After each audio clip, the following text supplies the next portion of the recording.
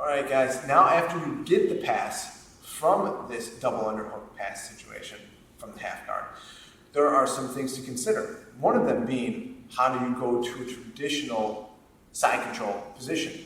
You know, the one where you have head control, far side underhook, knees down, making contact, looking for all the things that you're used to doing, because this might not necessarily be the thing that you're used to doing in terms of the passing. So now if you integrate this into your game, and now you start to see some success, now you're actually getting by their legs.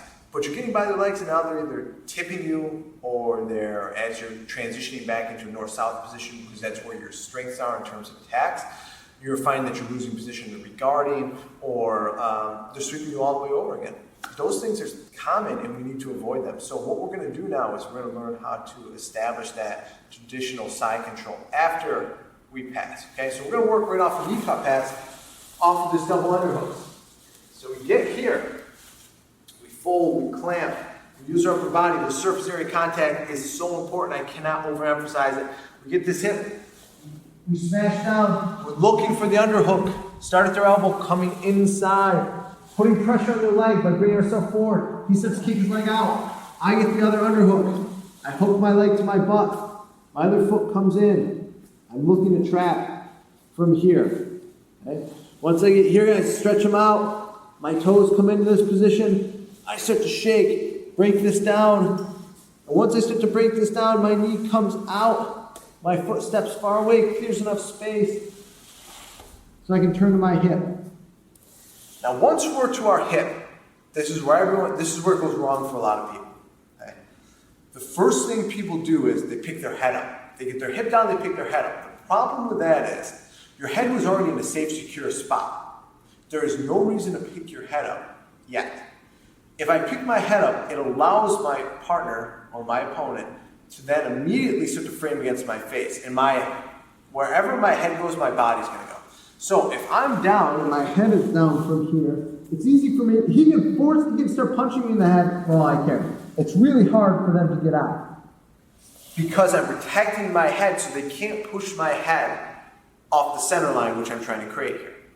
But if I go here, as soon as my hip touches, I pick my head up. Their arms start to come inside. They start to frame. They start to move away because they straightened out my arms.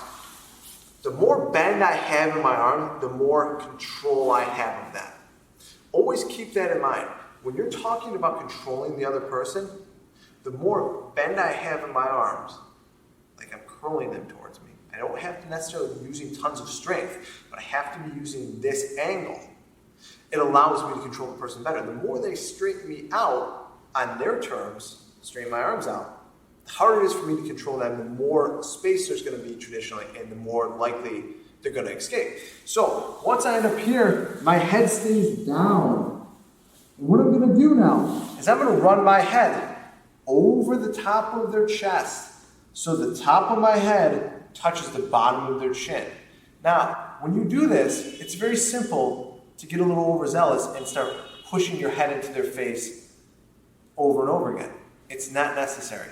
You don't have to anger the other person or become like crazy with it. All you have to do is just go here and put your head right here. If you don't move from this position, it's totally fine, because now you just prohibit them from being able to move their head down.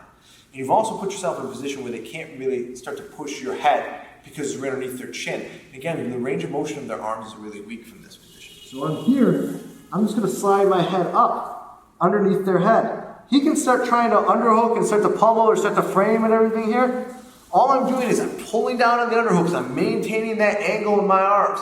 I'm keeping my head underneath their chin, and it's locking them in place. They can start whipping their legs. They can start doing a lot of different things, but they're never going to be able to clear their shoulders off the mat because their head is pinned. It's locked in that position because your head is right underneath their chin. And I'm here, and they're trying to move. They can start trying to move their legs and everything. It's going to get uncomfortable for them because they're just running their face into your head at that point. So it's very prohibitive for them to continue to try and do that. So once I'm here and I've locked them in position, I feel like they can't go anywhere. I'm going to scissor my legs. When I scissor my legs, I'm going to bring my top leg back underneath this arm. So the same side, the near side underhook, I'm going to bring my top leg underneath this arm. What this is doing is doubling up and allowing me to keep this arm off the mat. So I'm here. I'm going to bring this leg underneath at first. I still have the far side underhook. Now I can easily pull this arm out and I can start looking for the traditional head control. Or I can keep this arm in here and I can start turning them so their back is exposed. It makes life a lot harder for them if I do this. Because now I can start attacking their arms. I can start doing lots of different things. But like I said, if I want to just go from double underhooks to traditional side control, it's there. Then I can take my head out and I can replace it with my shoulder. And it's important when my head comes out, my shoulder replaces that. I don't want to pull my head out and then lift my shoulder up and now they put their arm back in front of my face. And again, that position just becomes all and done. So don't dismiss the basics in terms of getting to that position and allowing your shoulder to drop. Head here, once you get back into side control, replace your head with your shoulder.